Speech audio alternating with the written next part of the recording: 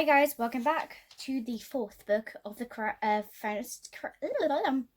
of Glass series. Wow, I didn't know why I could not pronounce that. So this is The Queen of Shadows by Sarah J. Maas. Her destiny awaits, but first, vengeance. This book, oh, definitely good. No masters, no limits, no regrets. Now that's something I'll remember when I see that quote. Selena is cloaked to her assassin's hood once more. She's back in Rifthold, but this time she has no one slave. She must delve into her most painful memories and fight for her survival while resisting a smouldering passion that might very well consume her heart. And she will face her former master, the King of Assassins, again to have revenge for a decade of pain. This book is a chunky book as well. Like, the other ones were chunky, but not like chunky. This is like 650 pages or something like that. So, this book took me on a roller coaster, pretty much, of a journey, and left me with no idea how I actually felt about the book. Did I love it? Did I hate it? Or was I somewhere in between? I didn't know how I felt or what even to think. This book had me broken my heart about a million times. It made me want to hurt Selena so much. It even made me lose some respect for her and some of my love for her. But I enjoyed the book overall. Despite all the things I disliked about it, I couldn't put the book down and find myself completely engrossed into it. Literally didn't. So, if you don't know, I full on read The Shadows Between Us in one sitting, and this is another book I read in one sitting, and I enjoyed it so much. I did not want to put the book down. I didn't go as how unexpected or wanted, but I trusted Maas to tell the story and how I had to trust her decision. I didn't agree with all of them, nor understand them all, but I enjoyed the book as a whole and felt it was a satisfying addition to the series in a lot of ways. This was one mammoth book, coming in over 650 pages. Yes, if you don't know, I am reading off my phone where I write all my reviews down to make me understand what I've written down. I love the series, the world, and the characters that she has created. So getting a lot more stories didn't seem like a bad thing to me, but I enjoyed the book. But personally, felt like the pacing was a little bit off, and that the book was a bit too long. There are really only a few major plot points that take place in this book and followed with lots and lots of talking and not a lot of action. I just wish it had been a lot shorter so it could feel like there was more action in this book. Selena frustrated me so much in this book I found myself starting to dislike her. Even I didn't want to. She just felt like she was treating a lot of people badly, not how she should have treated them. She found it easy to trust blame on others and... trust. Autocorrect. But she didn't seem to take a lot of responsibility for her own actions. She could just make rash and stupid decisions, and she had me shaking my head quite a bit. I felt like she was a bit of a bitch throughout this book, but it made it hard to read. So she had to seem to make it build such a strong friendship with Kaoslo and Dorian, but it did not seem obvious in this book. She was happy to write off one of the lost forever and screw the other one over quite a bit. I was confused. Was there an awesome, wonderful friendship? Who knows? So we get introduced to some new characters, some of who I am like to no real feelings about. They're okay, but they felt like they were there. But I did love seeing Lysandra again and Courtsane we met during the Assassin's Blade. I haven't read the Assassin's Blade yet. I should probably read that book first. But I don't know how the series goes. But I will put the Assassin's Blades first, so you guys will have a more of an opportunity to it. So that book will be first, and then Throne of Glass series. She was awesome, and I actually loved her in this. And her friendship with Selena, she was such an interesting character, and I love finding out more about her. Some people hate Maron and her chapters. Something I will never understand. I literally love her. I think she was absolutely fascinating character. I can't wait to see what her story goes next. I like her way more in the way like I like Selena, which is saying something. I find that witches are so fascinating, and we're so happy to continue following them. I like that Maron is going through a ton of character growth. She started horrified as this psychotic witch who has no feelings and loves to kill humans and drink their blood. Scary stuff. But she's strong and in control. She doesn't take anyone's shit. I love her about her. I love her, and I love her that she's like the Grinch, slowly gaining feelings as this goes on. This, so the main things that need to be achieved in this book is simply kill Abrion and retrieve the amulet, free Dorian and free magic. Those need to be achieved. I felt it took so long for them to start actually working towards them. Hating the lack of caring for Dorian and his situation, Selena was so cold when it came to that. The third book of the book was very action-packed and where it feels like it's everything that could happen. But I love the ending. I couldn't put the book down and I was kind of aware of the Maas. But she managed to turn me into a lover of this book. I admit, this was definitely... I just love the book and it's so fun to read. Even though I did have my doubts about it and not like, oh, that's the book, really. But in the end of the day, it was pretty interesting to read anyway. And I actually enjoyed it. So, thank you guys for watching this. And I'll see you guys next time for the next book. And don't forget, these books are going to be combined together just to make it more easier for me. And it makes it more rare to put the series together, because why not? Thank you guys for watching, and I'll see you guys next time. Bye-bye for now. So hello guys, welcome back to the channel. Today we have Empire of Storm by Sarah J Maas, the next book in the series. So, this book was interesting. So, let's just get into it. A fight for her throne, a war against darkness. She looks like kind of like Elsa in the back of this, about the crown and the flames, you know. Blood will run, dreams will shatter, and an army must rise. The Assassin Queen has sworn not to turn her back on her kingdom again, especially when she might be the only one who can rise an army to keep the Dark King from unleashing his beast upon them all. But Arwen will wield Alina's past and her allies and her enemies against her. With a powerful court trusting Aelin to lead them, her heart devoted to the warrior's prince at her side. What or who is willing to sacrifice to spare her world for being torn apart? Another chunky book, guys, as you can see.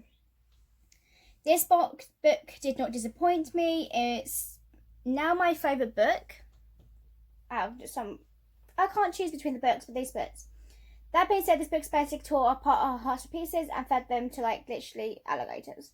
We came to realise that the author is like evil and probably out to destroy happiness in the world. Which means finally get the steam and discern for Rowan and Aelin's and some serious relationship goal moments. Solid friendship from Aelin's court of misfits and Faye Cadra, and then bam, it's all ruined. Our hearts literally shivered up and died when Aelin sacrificed herself to save Aladin and her people and find out her and Rowan are mates. I was like, no. Things we liked, you know? Things I liked in them. Aelin.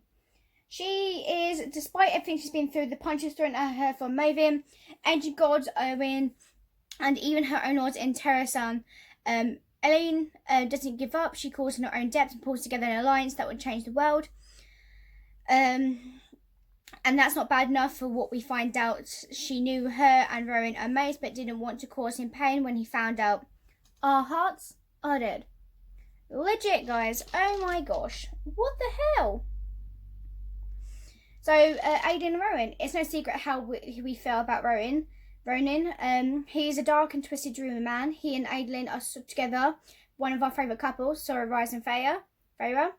But you can't stand up to those two in our hearts. Those steamy scenes were perfect and would be okay if Rowan kept running the list of our wrongdoings. But he would get revenge on in the bedroom, if you know what I mean. Oof! Damn, the books. But our favourite part of these two is what they understand each other's darkness and help each other find the light. When the Rowan promised to find Ellie no matter what, our heart broke. And when he got on his knees to beg his cousin to join Anneline's course, but nothing destroys us more than when Rowan finds out that they're mates and she's been tortured and captured by Maven. He doesn't give up and he promises to find her and bring her back to the light. Marion, kind of Dorian?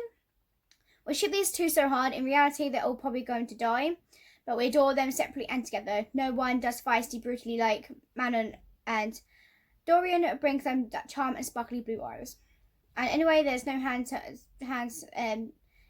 no hands sex scene was on point. There's a lot of scenes like that, okay, guys? Woo! Lyda's amazing. Her character development has been on point, and we love watching her from becoming a badass. Lysandra is a badass. She's recovering from her dark and twisty bay, becoming the ultimate fighting machine for Elena's court. Lysandra and Adeline's friendship is 100% ideal and adorable. She's queen, a sea monster queen, that is. Like Ursula, she's a sea queen. Girl, she knows the way to go. So there's things definitely I didn't like, okay, guys? So, Mavine, we've had enough of this saddest bitch, okay? No one can even compete with her level of evil. We find out that she started ruining Rowan's life hundreds of years ago. His first mate was all set up. What? Just, no. You can't mess with mates, they're sacred. Then she just fucking waits for a leader and the right time to lock her up in an iron box of brutally whipping her. This bitch has to go. I am calling this guy from No Country for Old Men and his cow gun. I do apologise for the swearing, but when I was writing this and I was reading this book, that's what I put down. I so apologise. Elena, I don't think we'll ever be okay with Elena. The girls in the whole reason Elena's life has been a tragic mess because Elena was a brat and stole from her dad and messed everything up, and she's the reason Owen is back, and Adeline will have to sacrifice herself to save the world. She's basically effing Dumbledore's guiding Elena to her death without the courtesy of honesty. So we have the court of asshats. The old Partry is Terrasans and their produce. Oh my god, why can't I say those words? Towards Adeline and her court made her rage. How dare they, these privileged ass hats, judge Adeline and her crew for doing what they have to do to survive? Maren's grandmother. With this chick's problem, especially with Astrid. I mean, she killed her own child and was about to kill Maren too. Dude! Yeah. So we have Lorcan calling Mavin in, calling her to Arthur. She just tortures Adeline amidst to ruining Adeline's and Rowan's life because she's a rat. Oh my, way to prove how crappy men can be. Lorcan. Thanks. Perfect. Then we have Adion and his bullcrap. We shipped Lysandra and Adion so much because they had so much promise, and throughout the whole book, Adion and his fey bullcrap towards aliens really bothered us. He's supposed to be his loyal friend and cousin, but he doubts and judges her about by every step. Then at the end, when Adeline sacrifices herself to the court, he has the audacity to blame Lysandra and calls her a lying whore. Absolutely acceptable. You unfaithful, ungrateful rodent. Oh my god, yes, this book has me explain more about the characters, but that's how I felt about the book, about this one. Oh my god. But I do have some quotes that I definitely wanted to read. Aileen is in my heart. Rowan. Ugh. I'm not the market, unfortunately. That one made me laugh. Pity, she must be a rare, staggering beauty to make you so faithful. She must be clever and fascinating and very, very talented. Rowan and Aileen. You and me from now until the darkness claims us. Marion. Oh, that one was good, but some of the characters were such an arse. I do apologise for swearing, but couldn't quite help it. So the next book is up next, of Tale of Dawn. Let's just get into it because now I'm intrigued. Thank you guys for watching. Bye bye. Well, hello guys. Here's the next book. Tower of Dawn. The third glass novel. Sarah J. Maas. I hope I've read this in order. Probably not. Kind of. So this book. Well, let's just get into it, shall we? Because, yeah. Here's the bag. A glorious empire, a desperate quest, and an ancient secret. So, Chaoslo and Westfall and Nesra Fakwa has arrived in the shrine of the city of Antica to forge an alliance with the Kakakan of the southern continent, whose vast enemy of Illyri's lost hope. But they also come to Antica for another purpose, to seek healing for the legendary Torah Christmas for the wounds that Carl received in Rifthold. After enduring unspeakable horrors as a child, Yoren Towers has no desire to help a young lord from Ardlin, let alone heal him. Yet she has sworn an oath to assist those in need and will honour it. But Lord Westfield carries darkness from his own past. A young student comes to realise it engulfs them both. Deep in the shadows and distant mountains, where warriors soar and multi-rusk, long awaited were answers to slumber. Answers that might offer their world a chance of survival and doom them all. So, as you heard, pretty much this is about, almost about pretty much following Caslow on his sweeping journey to his distant empire, pretty much. He only shot at recovering lives with the legendary healings. With the war looming over Dorian and leaned back home, their survival might lie with these two characters, convincing its ruler to ally them.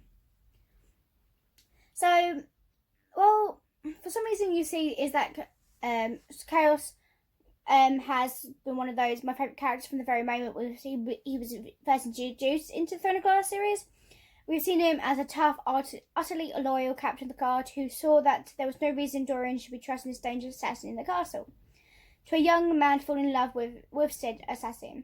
To a shattered character who seemed utterly lost, with only a hope of silver that he could redeem himself, but instead all that had done. So many people were so mad and how Kaoslow's character was portrayed in The Queen of Shadows, and what I was disappointed. I knew the characters go down certain paths for certain reasons, but the only creator would know about it. When I find out that they was getting more than just a novella about him, I was so excited. So, novella about him, you know. Boy, did we ever. Holy cow, I was blown away from my care and consideration. But in this journey that Charles went through this book, for being worried about him being in a chair, him being fixed, or being able to walk in the end, have no fear. So even though I can't say that my legs have been impaired, because I just hope that this was a good representation of acceptance, and the people who can struggle with even using a cane or a brace or a walker will take a heart with this story. And the people who don't struggle to walk or have any disability, I feel for you. Holy crap, you guys do so much, alright? It's just so... Sorry, I got interrupted. So, I did feel like it was a good job out there.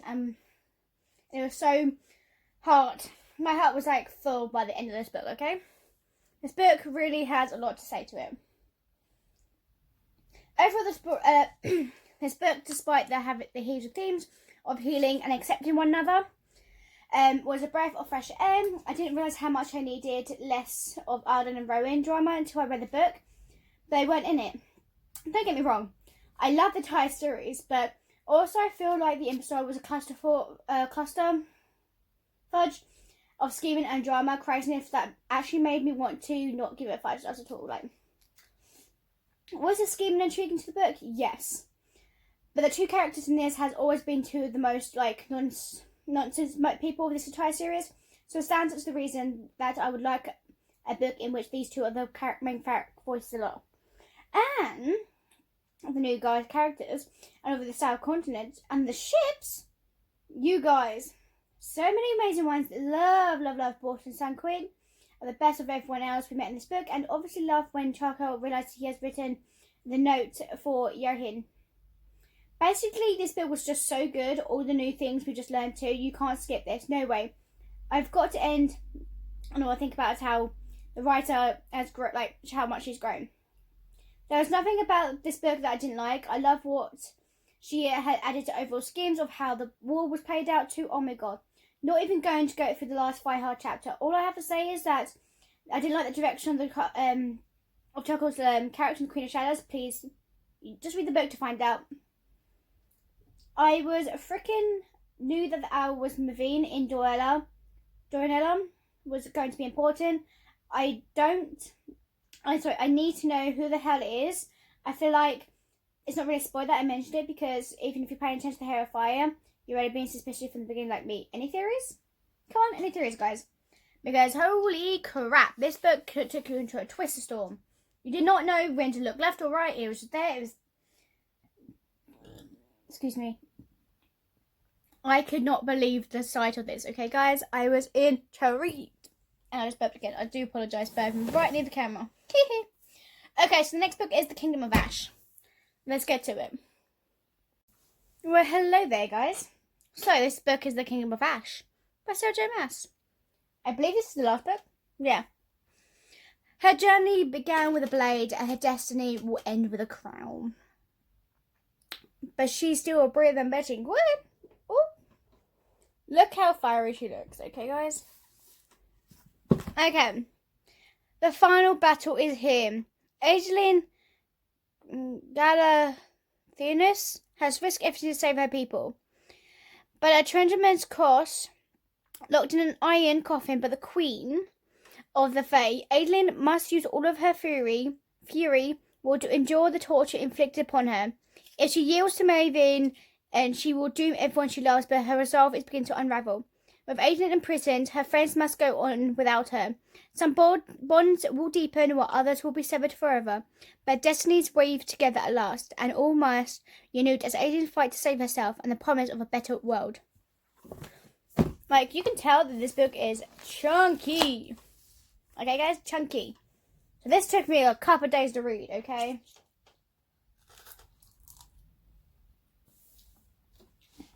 So, the final book is a 3 series, okay?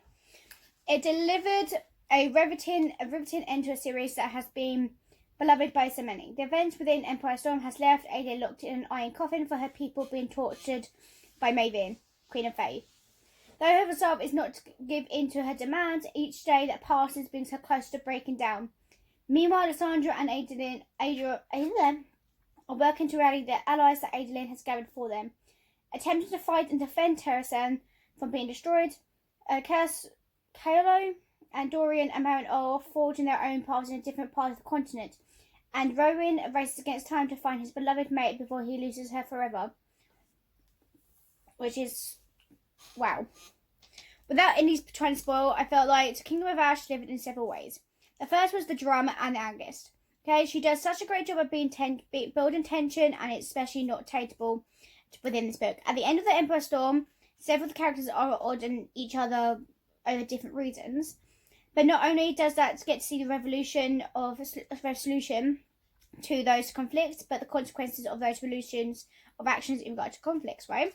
So there's definitely much darker vibes in this book, and there is in than the previous books, right? So considering how Emperor Storm ended, it comes to no surprise. There's not a lot to deal with in terms of mental health. Aeglin continues to be my favourite character in the series because she's grown so much from the first book. So yes, so now she's changed back to my favourite character again, but I keep switching it out, but who cares? You gotta love them all.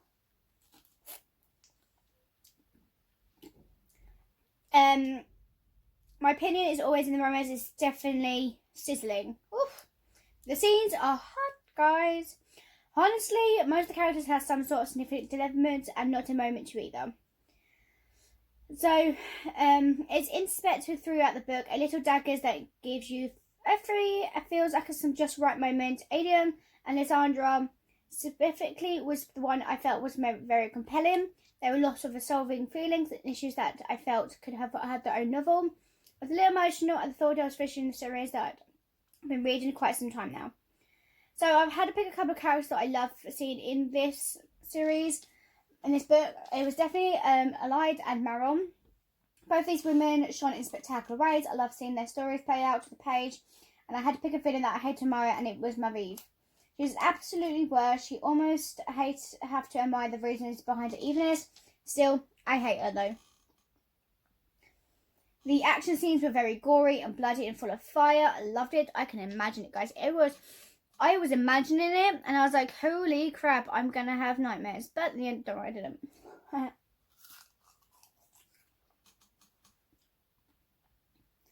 So, a little bit for one death in particular. The imagery was so vivid. I felt like this book really came to life in my hands. Like I said, the image, oof. The ending was satisfying with a little less fan service and the universe of Court of Thorns and Roses, which I haven't read the series yet. That is my next series to read. Okay, guys, that's my July TBR. I haven't read the book yet. No, not that I didn't love the fan service sometimes. I love seeing what's working with the author's mind, to see what the book, some had endings that I was expecting and some I did not. I loved it because it was more realistic for fantasy. Not everyone has an absolute happily ever after.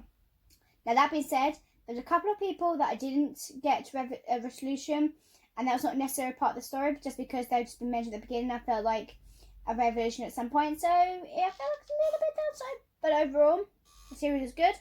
Otherwise, I felt that it was suspect to end into the autumn series. If you haven't read the series yet, I would definitely recommend it. It's been one of my favourites so far.